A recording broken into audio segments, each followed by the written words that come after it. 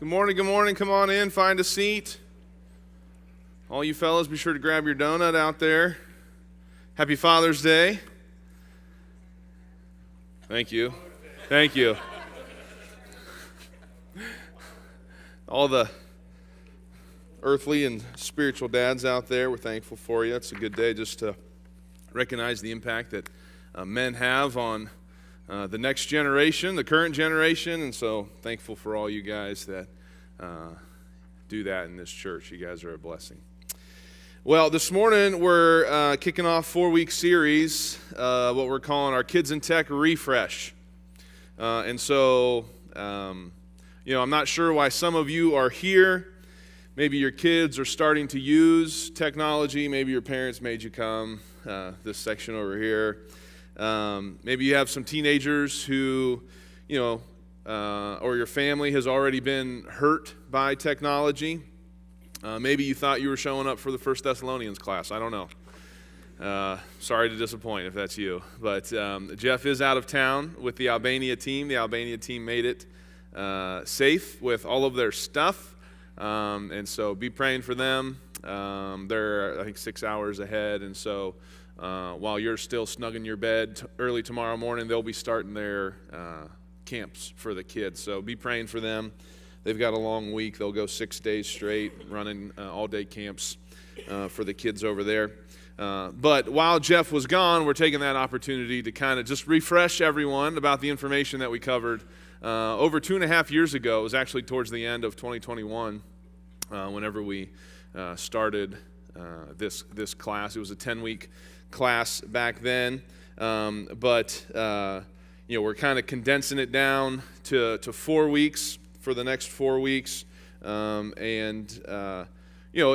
we cover, it may be a bit overwhelming, right? We're gonna move through a lot of stuff quickly because, again, when we did it a while ago, we had 10 weeks to cover everything, that may seem overwhelming, and I know it was overwhelming for me. I feel that way just even going over this information again and just being reminded of the impact that it has on our kids, on our families, on our world today. And so for those of you that attended this class over 2 years ago, some of the info is going to sound familiar. And that's okay. I hope to refresh your memory or just keep you in remembrance of some of the things that we covered back then. There is some new info that we'll look at over the next 4 weeks. And even, technology has changed since we last did this class. We know we'll look at it today. One of the laws of technology is just that it keeps changing faster and faster and faster. It's hard for us to keep up with. But we're going to look at some ways to deal with technology, and I do believe that those ways haven't changed just because we're going to be looking at a lot of biblical principles throughout this, and those are always applicable. While technology's changed, the way that we deal with it with a biblical worldview hasn't. And I think what we'll come to understand really is there's a lot of resources that were referenced to kind of come up with this material, and we'll cover some of that at the very last week. But not most of them, I would say. Most of the resources, they're not Christian resources. They don't believe what we believe. And so while some of them have some great info, they don't all share the same worldview that we do. And so what we have to be able to do is look at it through the lens of Scripture. To really, they have their own, all of these, modern day thinkers, they have their own concepts and ideas of what this means and what it's doing and what's okay and what's not okay. But we can take the information that they've done the research on and then look at it the way that I believe that God would want us to look at it through His Word and apply that. And so while it's very helpful, just keep in mind a lot of these resources aren't going to share the same point of view that we share. Okay? But for those of you that are going through this for the first time, again, it's obviously a condensed version of what we went through last time. And for time's sake, the material won't be exhaustive. So let me encourage you, if you're wanting more information on some of the stuff that we cover, myself and Pastor Josh, you can go back to the YouTube videos. They're on our YouTube page, and you can kind of hone in on whatever topic it is that you're looking for. Plus, we had a couple of very practical sessions where we got to hear from the McMillan family and just stuff that they did with their family to kind of some tech tips and alternatives. We got to hear from Wayne and Andy as they kind of helped help us get through the basics of setting up parental controls. And so, just again, for time's sake, we're not going to be able to do that. So I encourage you to go back and listen to those if that's something that interests you. But again, wherever you are, maybe you don't even know where to begin when it comes to the topic of kids and technology. I hope to give you some info that will help lay a solid foundation for your kids' relationship with media and technology. Again, maybe you think that the damage is already done in your family and your kids, that you can't go back on what they've been exposed to. But I need you to understand that it's never too late to make improvements and to heal some of those wounds and to deal with some of those issues. In this class, I'm not going to tell you to ditch all screens and start making your own clothes. Not all tech is bad, all right? In fact, it's thanks to technology that, that I've been able to prepare this material, whether it's through, research on the internet, listen to a lot of audiobooks, so that's helpful. There's a lot of ebooks that you can just search through. There's tons of articles. There's podcasts. There's all kinds of things. Even the apps and things that I was able to compile and keep everything organized with. It's technology has its perks. It has its upside, but we have to use it properly so that it doesn't end up using us, by default. And so we're going to cover some technical information, we're going to cover some practical steps, and we're going to cover some biblical principles. And the amount of info that we're going to go through, again, it can be daunting. So I want to challenge you to be looking for one thing, okay, just one thing in each category that you can grab onto. So again, maybe there's some technical understanding that you can gain because, some of that stuff we can really get into the minutia of, all the technical specs and, way things work and all that. And so maybe that's just foreign to you, right? Which it is to a lot of people. There's a select few elite geeks here that understand it. And, I'm not one of them. Usually I just call my brother and just say, hey, what is this? Will you help me understand this? He's a true IT guy. And so, but maybe we'll cover something that you can grab onto and maybe give you a little better understanding there. Maybe there's some practical advice that we'll cover that you can implement. Again, just be looking for one thing. What's the immediate thing that your family needs when it comes to this issue? And then hopefully you can find a biblical principle that you can implement and cling to whenever it comes to dealing with these things. Okay, so again, in the deluge of information that we'll be going through over the next few weeks, just try to find something that you can grab onto, that you can apply, that you can understand. Okay. Now, will I encourage you to limit your screen use? Yes, absolutely. But again, my goal isn't to scare you, although some of what we cover will be scary. I ultimately want to help you, and I believe that together with God, that we can find a balance in our tech use that ultimately glorifies Him and that protects our family. We already have all that we need. We have the church, we have the Holy Spirit, we have the Word of God, and all throughout history, that's all that anyone has needed to deal with any issue that they faced. And while what we face today may seem unprecedented or unique, and to some degree that's true, but every issue that has plagued our world throughout history to some degree was unique and unprecedented. And believers had what they needed to overcome in those situations: the church, the Holy Spirit, the Word of God. So what we face today is really no different. And the Lord has already provided the solution. We just have to know what it is, and we have to have the wisdom then to apply it. All right? So in your notes there, just a quick summary of what we're going to be covering. We'll address several aspects of how technology affects our kids in today's screen-saturated world. We'll talk candidly about smartphones, social media, TV, pornography, gaming, and the threat of addiction to all of the above. We'll also provide some tech tips and alternatives to help parents and kids fight this epidemic of constant connectedness. Our hope is that through this class, you will be able to manage media's influence in your family and establish a healthy relationship with technology. Now, some of those topics may seem a bit scary, and we're going to cover those in weeks to come. And so let me encourage you, if you have a young kid in here and you don't want them to be exposed to some of those things we're going to talk about, you obviously use your discretion on what you want to skip, or even if you want to, I'm sure they're not going to love this, but if you want to have them sit with you so that you can quietly answer any questions or distract them if you see a topic coming up that you don't want them to hear about. And so I'll be okay with that. But I will try to obviously be sensitive and not be too crass with any of the things that we'll be talking about. But I do believe there may be no issue more relevant to our families than the impact of technology today. And I hope that parents and their kids will face this issue united, because that's going to be the key, is doing it together as a family. I believe the best thing that you can do to prepare and to protect your kids from the effects of tech is to simply talk to them. Begin the conversation. Let this series, be what sparks that conversation, and then just keep it going, even past the 4 weeks that we'll be addressing these things. I hope to provide some knowledge, some understanding, some wisdom for you. Parents, if you feel like I'm scolding you, it's just because I want you to feel bad with me in the ways that I've messed up with technology, with myself or with my family. I've made mistakes in all these areas, both in my personal life and in my family's life, and so I'm right there with you. Okay, I think most of us can have some solidarity in that. We can tackle this issue together, and one of the ways that we can do that is just a simple way, and we've shared this before, is we have a Facebook group. If you would like to join the Facebook group, it's just a place where what it's really turned into is me posting a lot. That's not the goal I had for it, but it's just me posting a lot more articles and info that I come across as I come across it. So if you want some more info, you can do that. But anybody can post or share. You can ask questions. You can get input, or if you find some helpful information, I encourage you to share it there. Again, it's just a Facebook group. You can scan that QR code, or you can look it up and join that.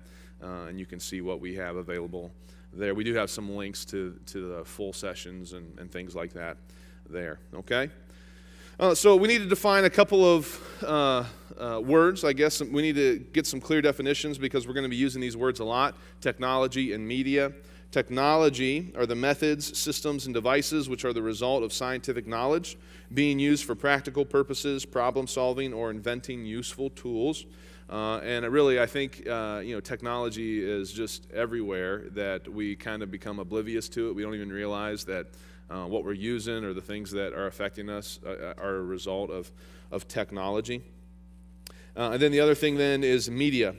And this is truly a media-saturated world that we're growing up in. The communication channels through which we disseminate news, music, movies, education, promotional messages, and other data. And so again, the interesting thing to me is that media means middle. Okay, that's what it means. It means middle. Whenever you look at these examples, we have an author and we have a reader, and the media, the thing that comes in between them, is the book. That's the media. You have a composer, you have a listener, and the media that comes in the middle of them, that comes between them, is the song. You have the director, you have the viewer, and the thing that comes between them is the movie. You have an influencer, and you have a user, and the thing that comes between them is the app, right? You guys see where this is? You can make all these connections. So media just means middle. It's something that starts on one side, then there's this connection made to another side, and the thing that makes that connection is the media. But the ironic thing about this definition is that it's true in more ways than one.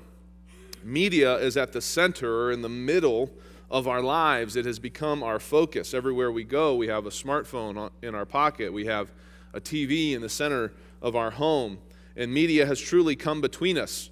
I was talking to someone just the other week, and spending some time at a restaurant, right? And you just see adults and kids just immersed in some sort of a screen. I even hate those little those pay things they have at the tables now. First of all, it never works for me, so I just have to give my money to the waiter anyways. But, there's just constantly scrolling these ads or little videos or games or whatever, and it sits right there on your table at the restaurant. It's not difficult to see the way that unchecked technology is shaping us and our relationships. It's impacting us and our kids, and that's why I believe this class is crucial. We have to approach the influence of media in our lives intentionally, because default leaves us staring into our screens all day while the world around us fades to black. And that's an issue, and I believe that the Bible has all we need to deal with any issue, but the words technology, social media, smartphones, or the internet, we can't find those terms in Scripture, right? You can't find those in the Bible.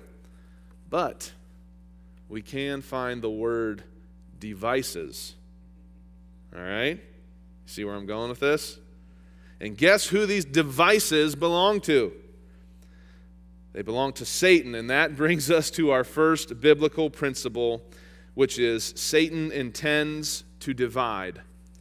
Satan intends to divide. 2 Corinthians 2:11 says, "Lest Satan should get an advantage of us, for we are not ignorant of his devices." Ha! You see? Right there. The Bible has something to say about your iPhones and your smartphones and your gizmos and gadgets. Obviously, I'm just kidding. That's not what devices means here. It's not referring to those gadgets and gizmos that we call devices. A device in this verse is referring to Satan's intention or his purpose, what he's trying to accomplish. In the context of 2 Corinthians 2 is forgiving for the sake of unity, right? We're to forgive for the sake of unity, but Satan's device, he gets an advantage of us whenever he gets in there and he accomplishes what he's trying to accomplish, which is to what? To divide, to come in between, to get in the middle of. Right? That's his purpose. That's his intention.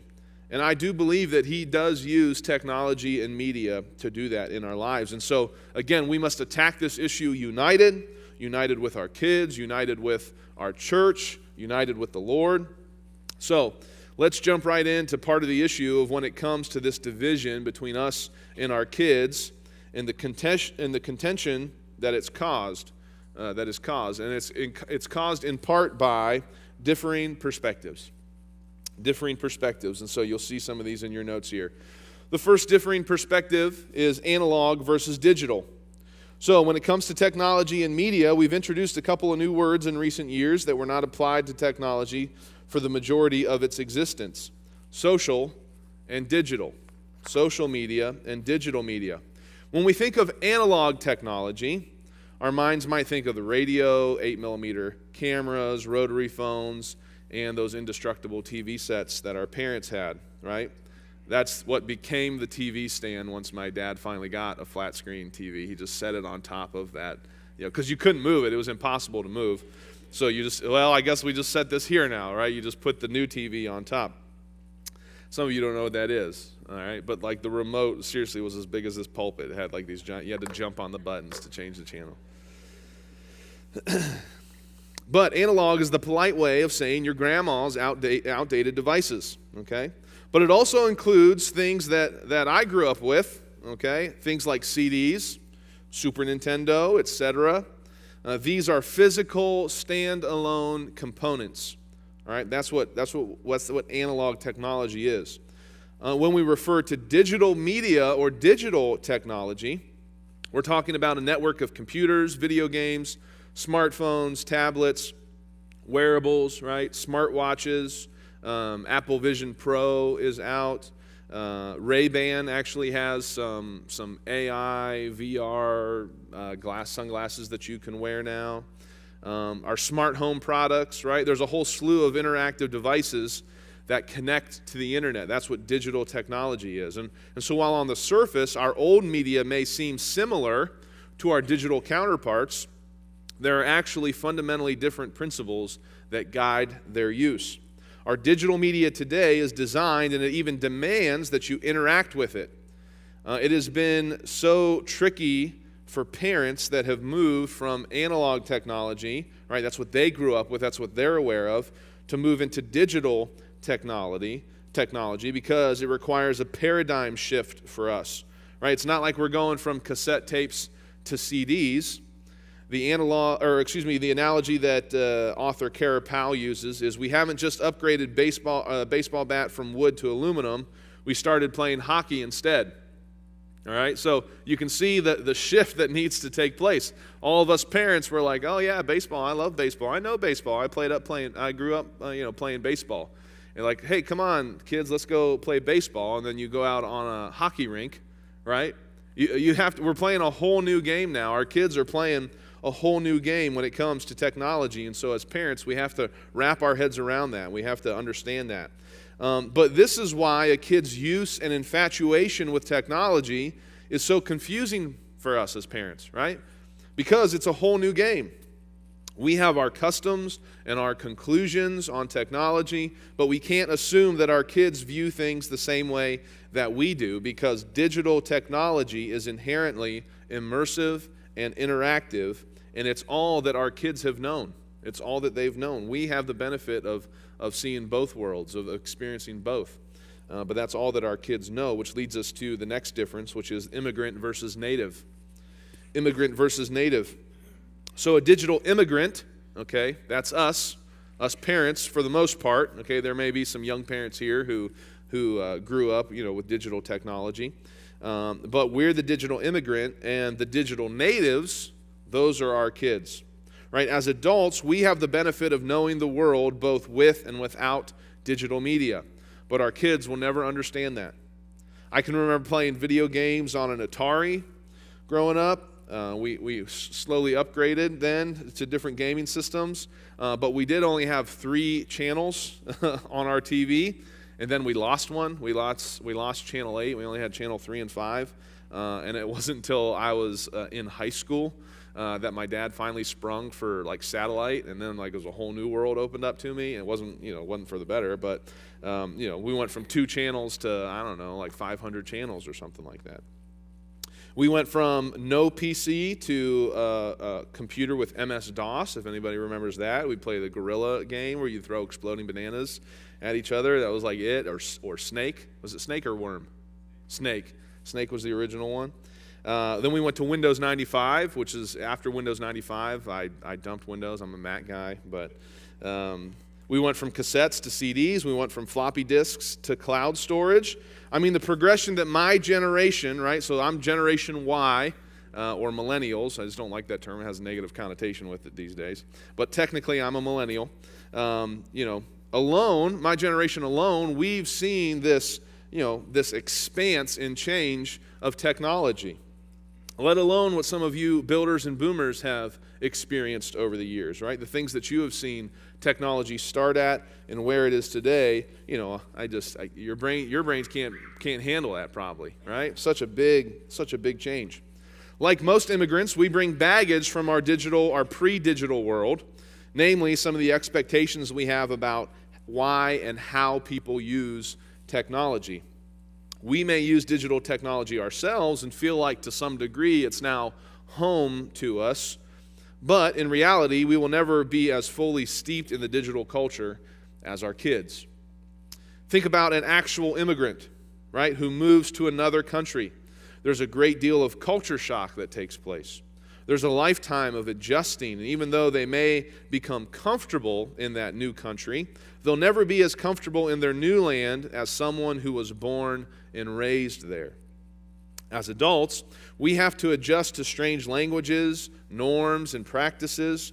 Although we may adapt to the social nature of digital technology, our kids have never known a world where media meant not participating.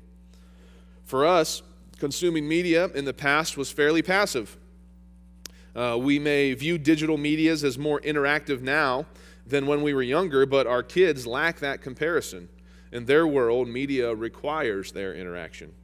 The new paradigm created from this technical shift from analog to digital has created a new kind of digital citizen.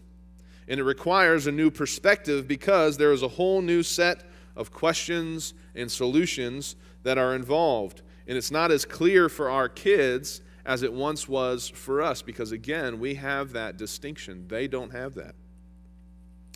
Again, so I want you to think of a native, right? So we think of an immigrant and the changes that they go through, but think of a native. They're born into where they live. The landscape, the culture, the language, the rules, they are innate to them. They understand the world around them differently. That is certainly true when it comes to the digital world. Our kids have no comparison to life before, the internet.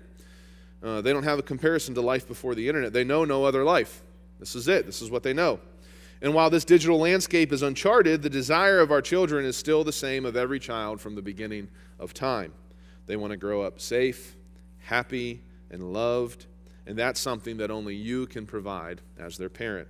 So, while these stats that we're going to cover, these studies that we're going to look at, I'm going to throw a lot out during this class. Those have been done on kids, but keep in mind they haven't been done on your kids, okay? You are responsible for raising your children. And so while this may be the direction that our world is going, you don't have to go with that current. You don't have to allow your family to go where all these other kids are going, all right? Keep that in mind. It's up to you. It's your responsibility. So the goal of this class is to help you and your kids. So focus on what you know, okay? Understand that technology will play some role in your family's life, but don't let it come between you. Don't let it get in the middle. All right, and then the next differing perspective that we're going to look at is a tool versus a toy. A tool versus a toy. Since technology and media are ubiquitous, means it's everywhere, there is no escaping it. We have to get a grasp on how we view it and what role we'll allow it to play in our lives, and more importantly, how we introduce it to our kids. So again, we have some teenagers here, so they've already experienced technology to some degree. For those of you that are parents of young kids, you really need to think about how you first introduce technology to your kids and what kind of purpose it has. All right? So what we end up doing is we give it to our kids because of the immediate results that we get. They are occupied and happy and they're not bothering us, but we feel to see what is happening beneath the surface or what the long-term effects are, right? Those are still unknown. Okay, but all we know is that, well, our kids are having fun. They're keeping quiet. They're staying occupied without really knowing what kind of damage it's doing below the surface. And what we inadvertently do is we introduce technology to our kids as a toy. The TV becomes the babysitter. Our smartphone becomes their pacifier. We even say things like, here, go play on your tablet. By doing this, we have set the precedent for our kids that tech is for their consumption. It's for their entertainment. It's all about making them happy. If we train them to believe that it's a toy for their pleasure, then they go through life with this perspective and they find their purpose and their desire and their fulfillment in technology and all that it offers, instead of using technology as a tool to find those things, to find their joy and their purpose and their fulfillment. If we introduce it as a toy to our kids, tech becomes the focus. If we introduce it as a tool, then tech becomes a means, right? It's a means to an end. It's able to help us get what it is that we're truly looking for. Not only that, but as we'll see, there is some inherent harm that comes with technology. And putting it in front of your small children too early with no supervision or restrictions is careless, right? Even if the content is safe. Just giving them technology unsupervised without restrictions is careless. The illustration I like to use is that of a power saw, right? So, it's dangerous. You would never give it to a kid and say, here, go play with this, leave me alone, right? Like we do with a smartphone or a tablet, to keep them quiet, to keep them satisfied. No, you wouldn't do that. If you want your child to use it properly, there is some training involved. There are some guidelines that you have to put in place. There's an example that you have to set. Show them how to use the power saw properly. And you know what? There's a lot of work that can be done with a power tool, right? There's a lot of progress that can be made. There's a lot of creation that can take place. And in the hands of a skilled craftsman, there is a lot that they can contribute. But in the hands of someone who is less mature, without proper training, without the proper perspective of its use and its purpose, there's a lot of damage that can be done. Right? Same is true for technology. So we need to introduce technology to our kids as a tool, not as a toy. You can do this by waiting until the proper time in your child's life, not too early, by giving them proper instructions, guidelines, and purpose of technology, and showing them how to use it properly yourself. That means you're not always behind a screen. That means you're not finding your fulfillment and pleasure in your phone. And when you do use it properly, I encourage you to talk about it with your kids. You could say things like, oh, sorry, I'm on my phone for a minute. I'm just looking up a recipe for dinner tonight. Right? So you're using it as a tool, as a means to an end. Hey, sorry, I'm on my phone. I'm just Googling real quick how to fix the leaky faucet. Or, hey, sorry, I'm on my phone. I'm just looking up a verse in the Bible app that I was reminded of today. Right? You're using it as a tool to get to the end of something. Or, hey, I'm sending an encouraging text to a friend who's having a bad day. Man, when you're using technology properly, set that example for your kids. Right? Because chances are all they do is they see, I know it's true in my life, all they do is they see me over there on my phone. They have no idea what I'm doing on there, right? All they know is that it has my attention. What kind of a message would it send to your kids if you had to say out loud what you're doing on your phones every time you pick it up? Oh, don't mind me, just scrolling through Facebook for the 50th time today. All right? Don't mind me, just looking on social media again.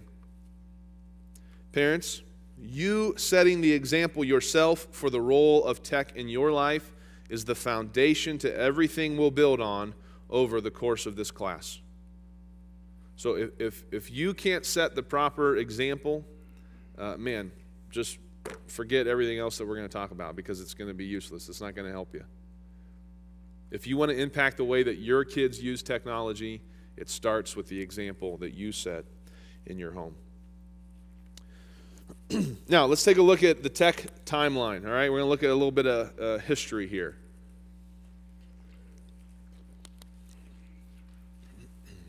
So, in the past, again, we typically think of technology as the screens or the gadgets and gizmos that are so prevalent in our world today.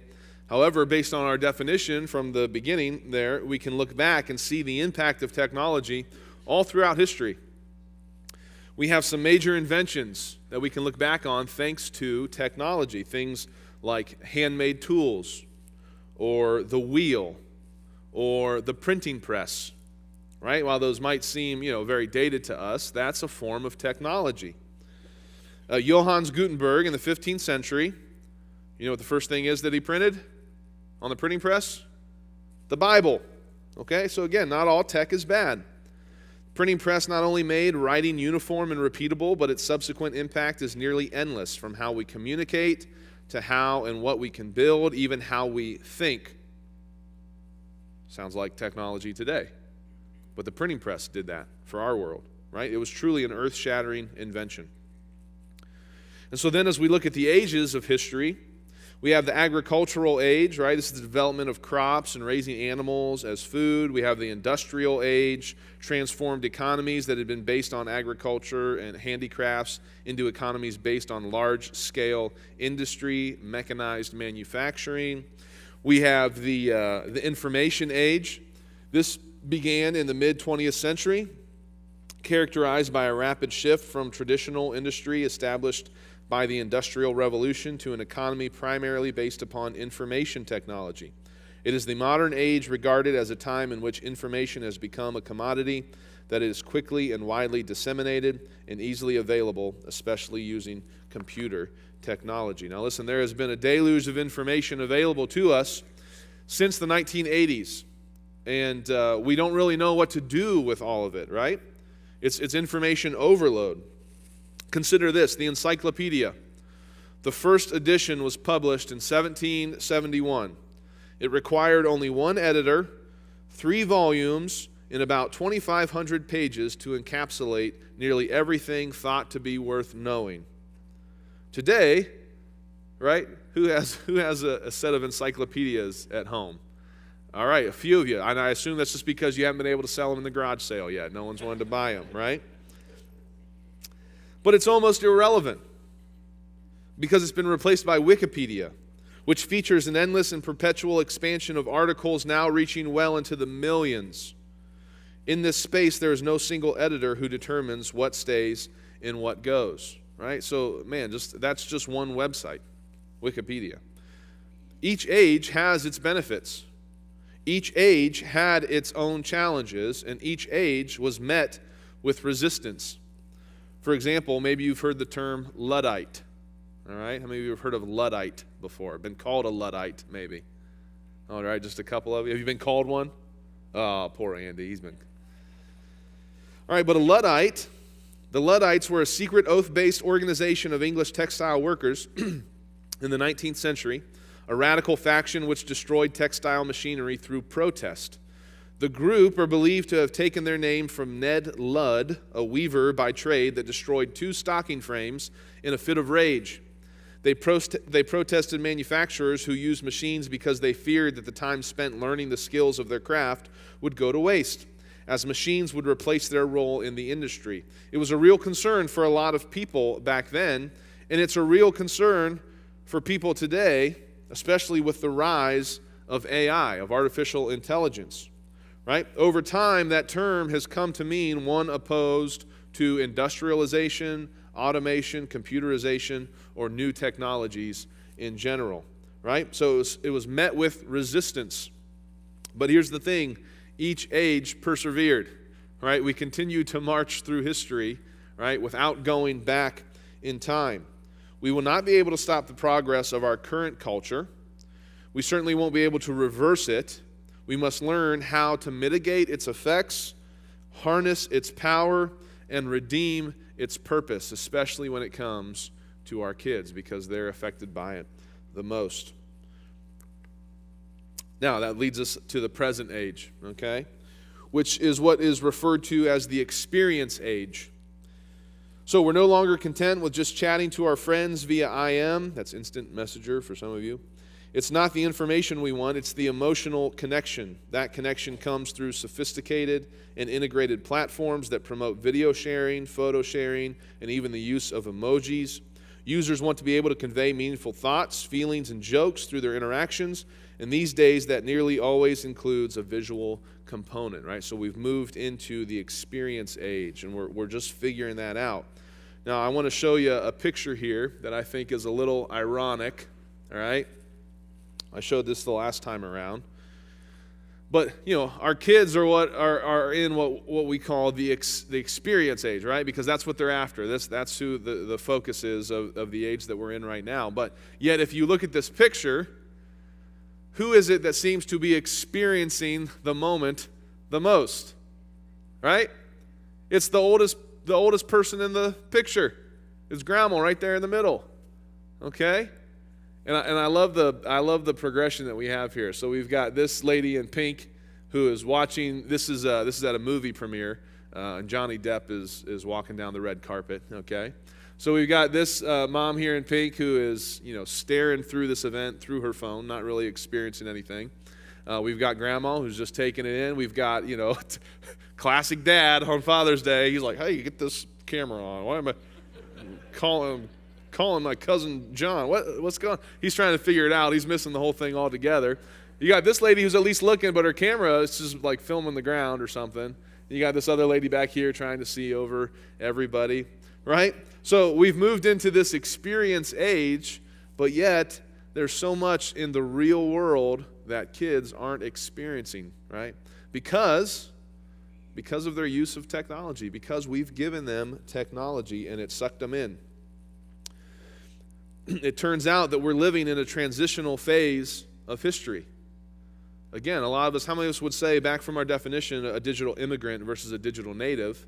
How many of you say you're a digital immigrant? You can remember analog technology, you can grow up, or very minimal technology, and then obviously you're here today. How many of you say you're an immigrant, right? Okay, but now we have a couple of wings that are sitting in here that, how many of you guys would say, can you remember a time that the internet didn't exist?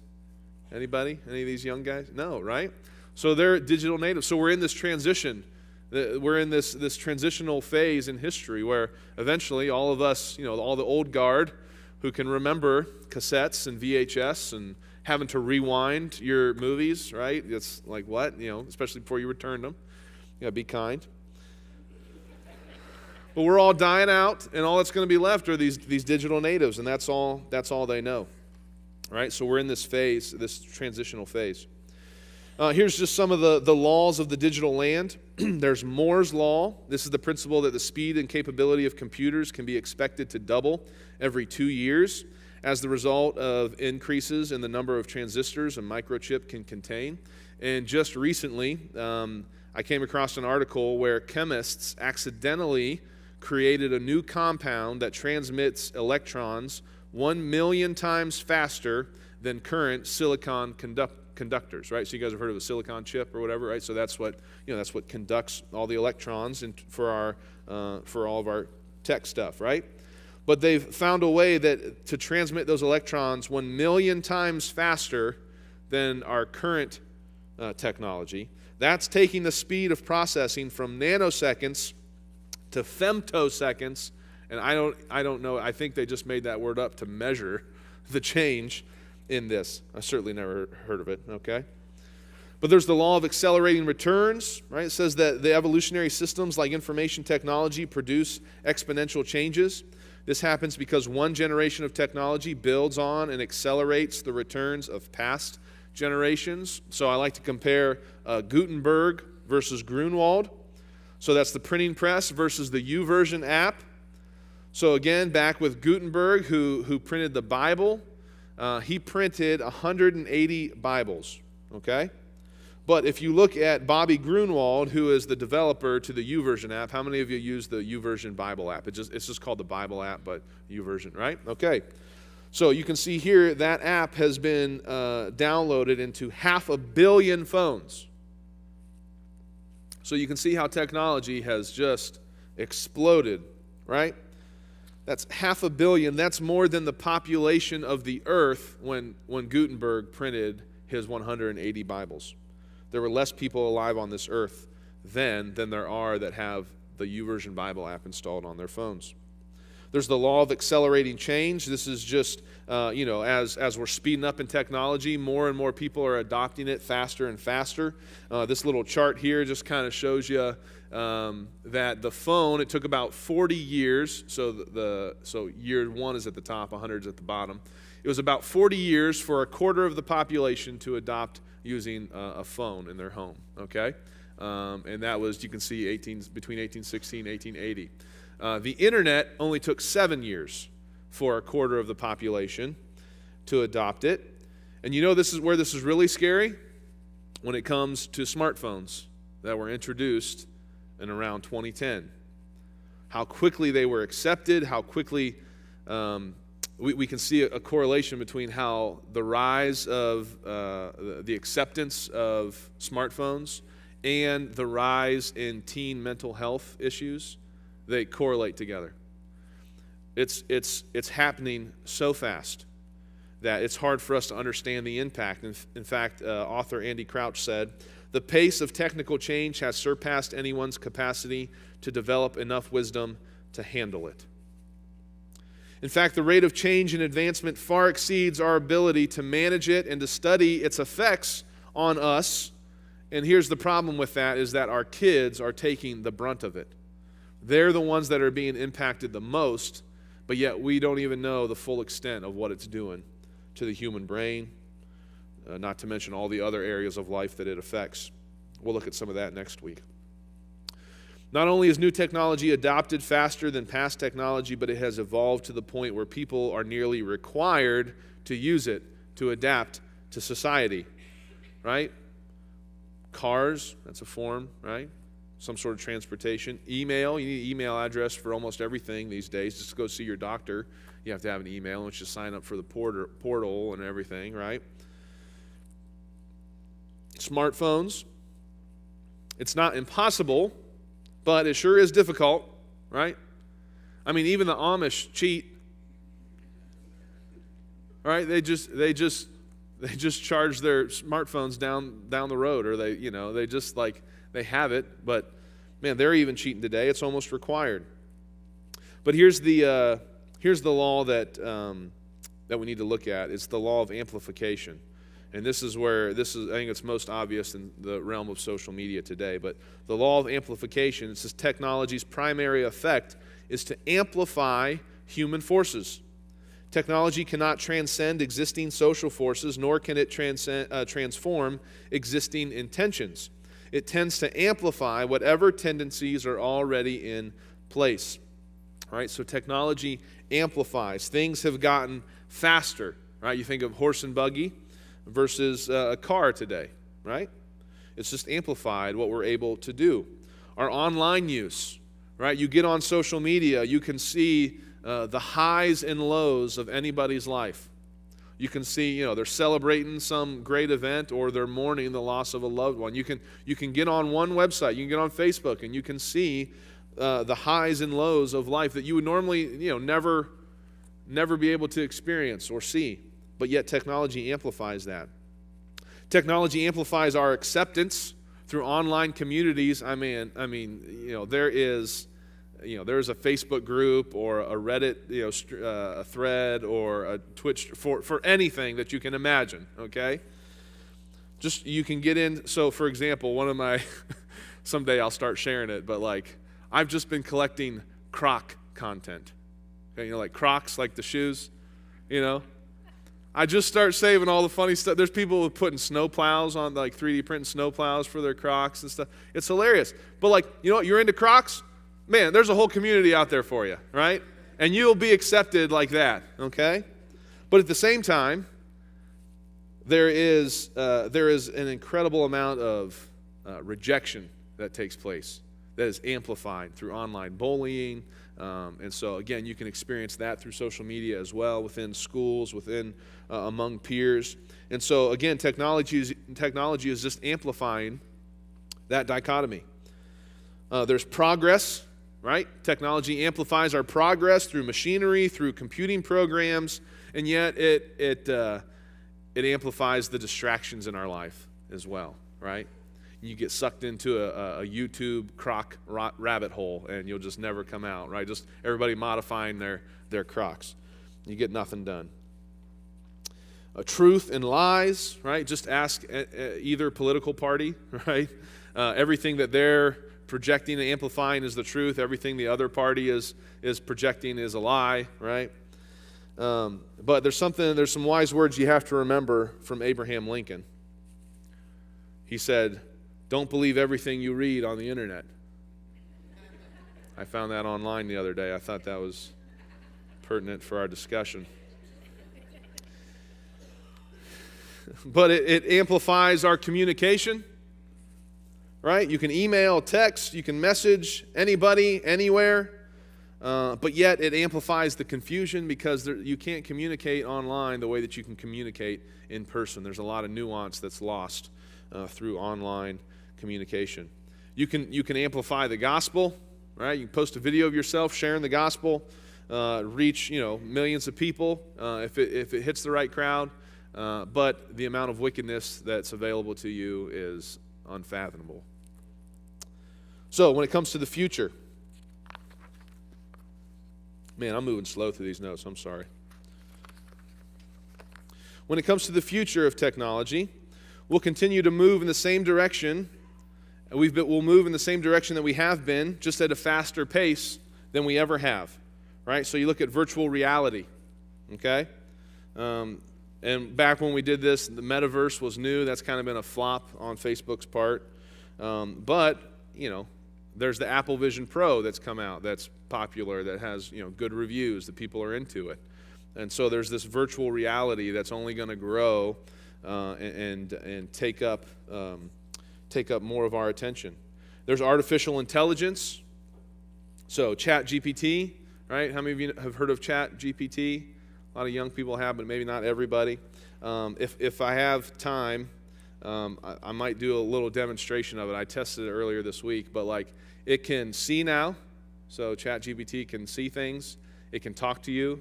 It was crazy. Let's just try it. We'll catch up next week. Don't worry. So what I'm going to try to do here is I'm going to try to sound sad because I want you to see what ChatGPT does and how it's removing us from the need of seeing other people. Okay, so I'm gonna play it up just a little bit. And I'm gonna be like that dad here in a second. I kind of forget how to. Oh, there we go. Hey, ChatGPT. Hey there.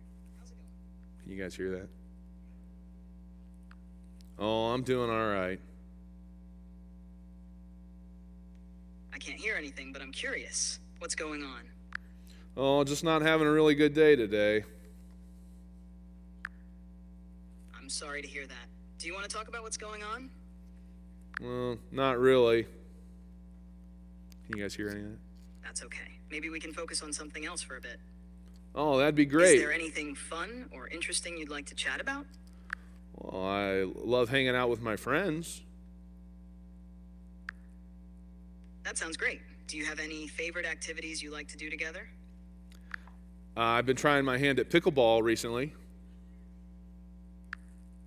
That's awesome. Pickleball is really fun. How have you been finding it so far? I'm not the best, but I enjoy it. That's what matters most.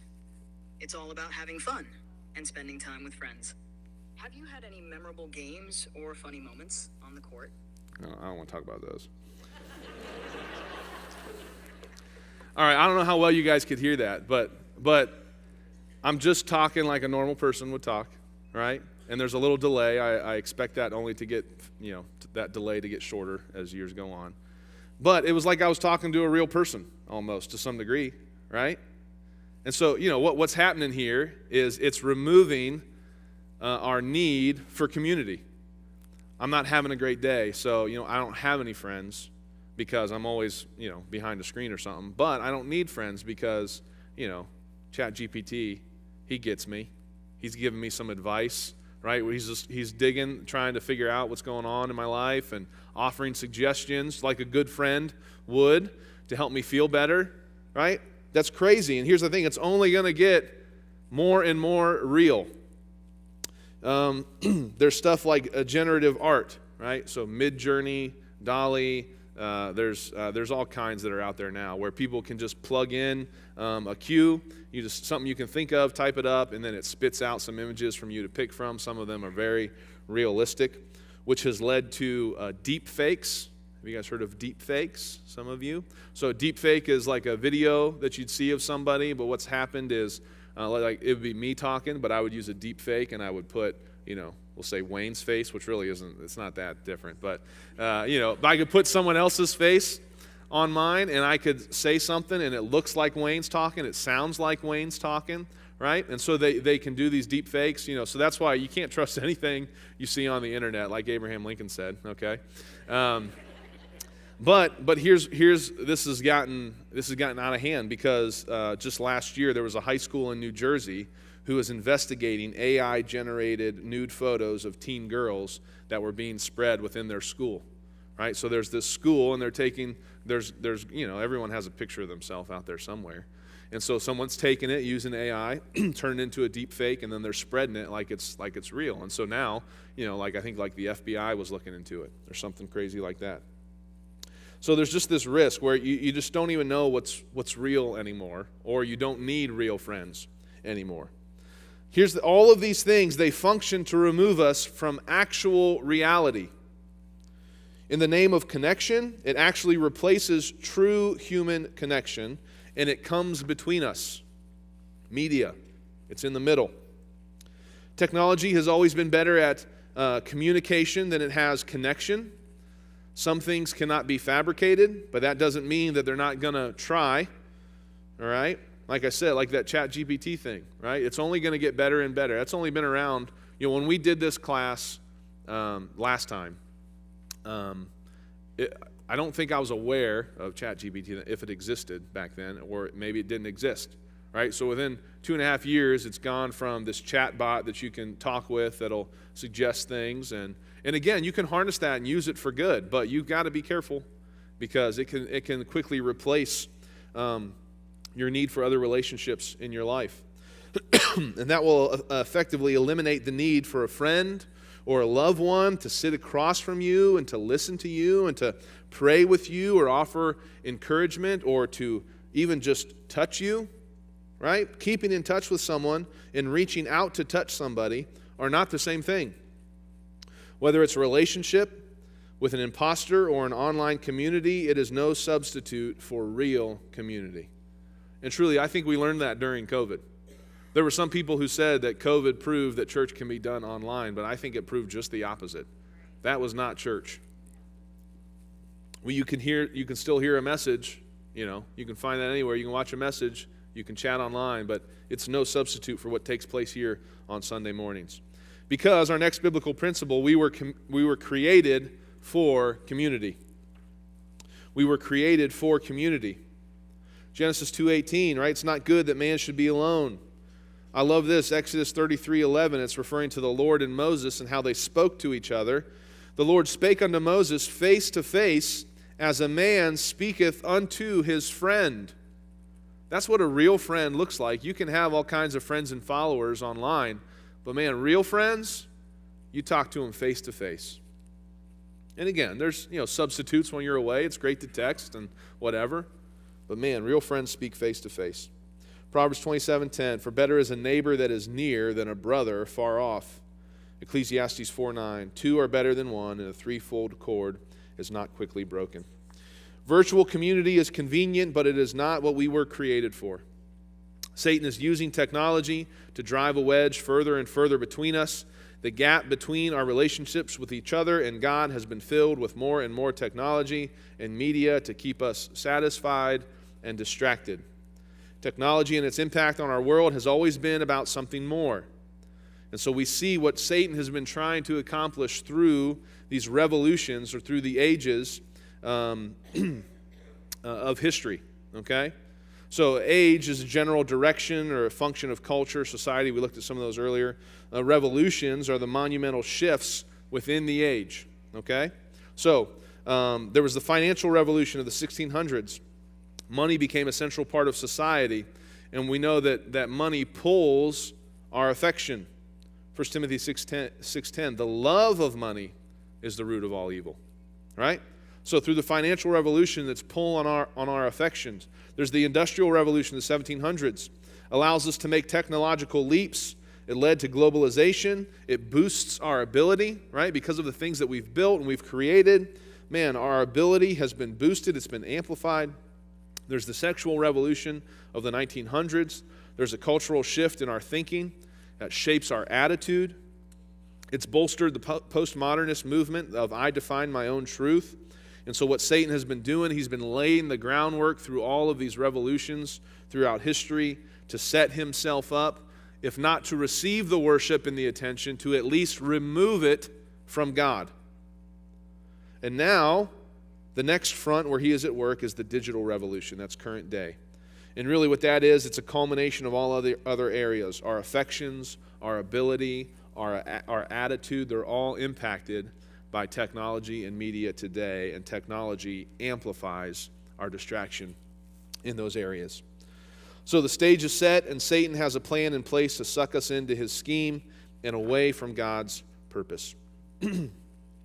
So our biblical principle then, Satan's design leads to disobedience. That's what he's trying to accomplish. He's trying to get us away from God. Ephesians 2:2, wherein in time past ye walked according to the course of this world. We can look at the revolutions throughout time and look at the course of this world, see what direction it's headed, and we can see how Satan has been at work, and it works in the children of disobedience. We see at the end there of that verse.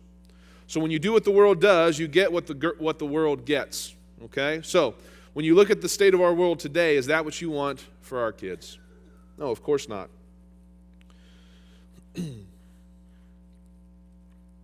I believe that this area of technology has always been Satan's platform. And so while some would say that technology is neutral or amoral, I would tend to believe that the scale tips towards evil. I believe that because of the effects of technology today by simply using it, regardless of the content. And again, we'll look at that more next week. But not all tech is bad. It can be redeemed. It takes work. It requires effort. It can be used for good.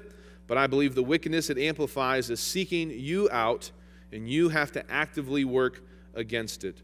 Which brings us to our last biblical principle for today. Satan seeks to devour our children. 1 Peter 5:8, be sober, be vigilant, because your adversary the devil, as a roaring lion, walketh about, seeking whom he may devour. Now, there's no such thing as a coincidence in your King James Bible, and Satan here is compared to a lion, and what we know from lions in nature is that they prey on the weak and the young. They will try to separate from the herd, or divide, or get in between, or get in the middle, media, of the young and the adults. And then what does he do? What does the lion do? He eats it. He devours that young, right? Technology and media is designed to divide, deceive, and lure you in to what the God of this world, so that the God of this world can devour you, because he is on the prowl. Parents, there is an attack on your children, and the enemy's most effective weapon is media and technology. We have allowed him behind enemy lines, in our homes, in our bedrooms, in our pockets. But there is a way that we can counter the enemy's attacks. We can protect our kids. And the right answer is in this verse. It's the first two admonitions there. Be sober. Parents, first of all, don't think that this can't or won't or isn't already affecting your kids. Be sober about it. Understand that. And then be vigilant. You have to be on the lookout. You have to take precautions. You have to be prepared, because I guarantee that if the enemy hasn't already had your child in his sights, he will, and the damage that he will inflict on your precious one will be determined by how sober or how vigilant you are. So, as we move into the following weeks, man, I hope to give you some stuff that'll sober you up, okay? Again, I'm not trying to use scare tactics. I believe that if you care about your kid, the stuff that we're going to look at, it's just scary, okay? So we need to be sober-minded when it comes to that. And then we need to be vigilant. We have to take action in keeping our kids safe from what the enemy is trying to do to them, okay? So let me go ahead and pray. I know I went a little over. It was ChatGPT's fault. We were talking too long. But let me pray, and then we'll be dismissed. Lord, we come to you this morning and thankful for this time together. God, I do believe with my whole heart that this is an issue that our families and our kids are facing, and so I pray that you would give us what we need to make an impact and to fight back on what Satan is trying to do when it comes to technology and media and its role in our lives. So God, give us wisdom, give us the courage to make decisions that, although they'll be hard, they are for the benefit of our kids and for ourselves. And so God, help us to learn that over the next couple of weeks. We pray these things in your name. Amen.